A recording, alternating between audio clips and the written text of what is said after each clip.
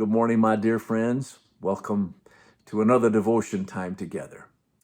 Say, last week was a very important week in our national calendar, National Police Week.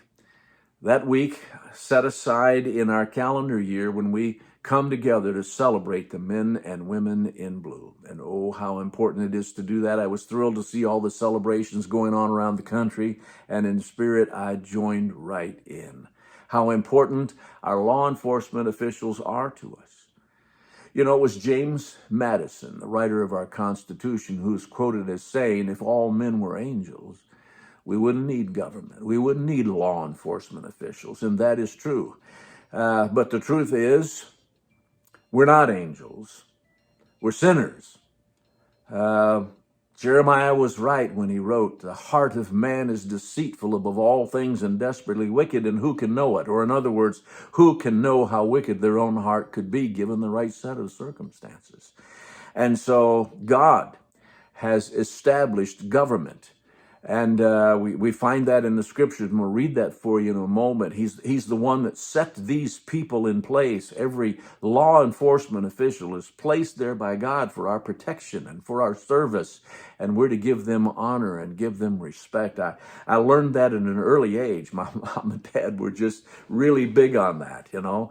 And then when I hit my teen years and got my driver's license, my dad hauled me aside and said, listen, son, you get stopped by the policeman, you just keep your hands where they can be seen. You give him the utmost respect and honor.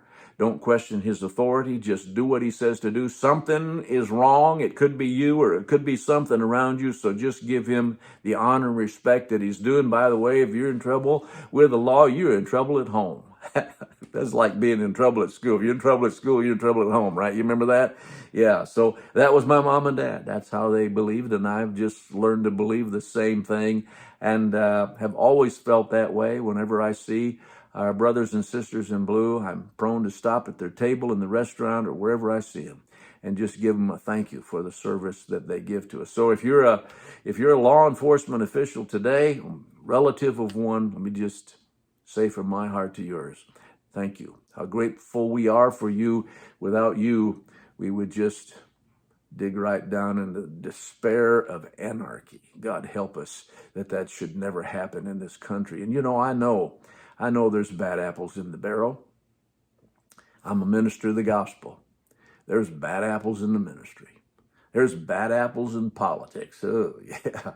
And there's bad apples in the law business and bad apples in the education business. There's bad apples in every category of work out there, but we don't throw the baby out with the bathwater, right? We just don't do that. How stupid could we be to do that?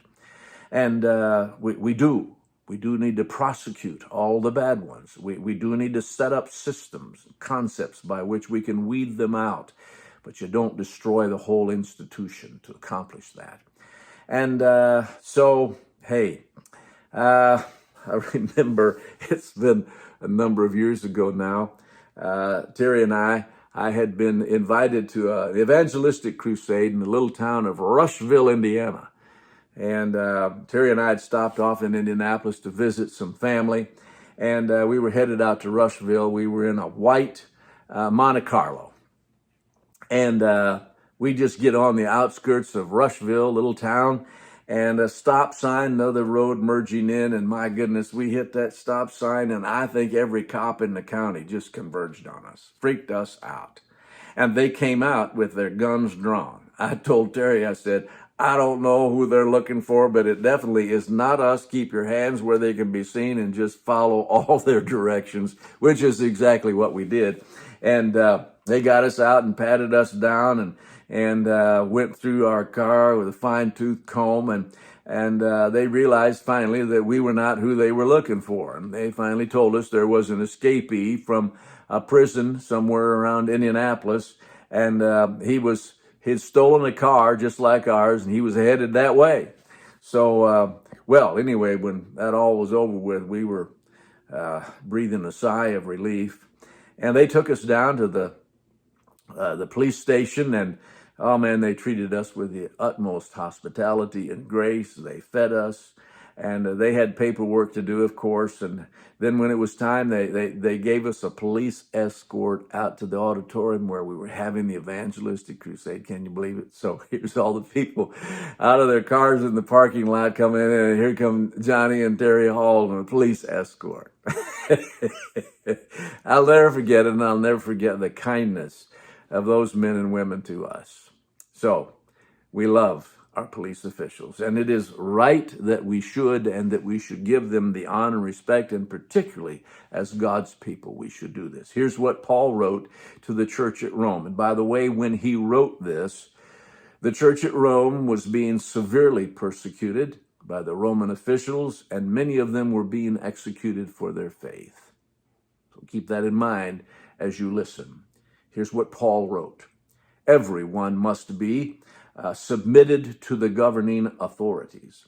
For all authority comes from God, and those in positions of authority have been placed there by God. Your local police officials, every one of them have been ordained of God and put in that position by God. So anyone who rebels against authority is rebelling against what God has instituted, and they will be punished not only by the officials, but they'll be sitting under the potential punishment from God himself. There it is. So as we think about last week, looking forward, let's just be sure that as God's people, we are respectful and honoring to those he has placed in authority over us in our law enforcement official capacity. God bless them all. And I want us to sing America the Beautiful together, and particularly pay attention to the second verse, because that pertains to these our brothers and sisters. Oh, beautiful for heroes proved in liberating strife, who more than self their country loved, and mercy more than life. What a true statement about our brothers and sisters in blue. We love you, and we pray God's blessing over you. Let's sing America the Beautiful together.